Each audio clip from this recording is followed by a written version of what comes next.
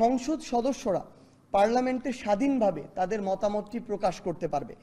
পাশাপাশি সরকারের যে স্থিতিশীলতা সেটিও যেন রক্ষা হয়, আবার যেন অস্থিতিশীল কোনো পরিবেশ না হয়, সেজন্য একটা সাংবিধানিক সেখানে ব্যবস্থা থাকবে।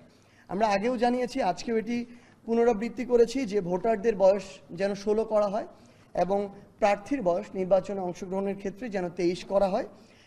আরেকটি গুরুত্বপূর্ণ বিষয় আমরা তুলে ধরেছি, তথ্য প্রাপ্তির যে অধিকার, এটাকে যেন মৌলিক অধিকার হিসেবে স্বীকৃতি প্রদান করা হয়।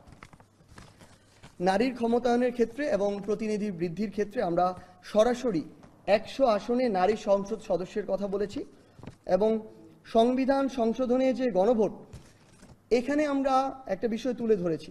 দেখুন, নর্মালি যারা সরকারে নির্বাচিত হয় দেখা যায় তারা 35-40% ভোট পায়।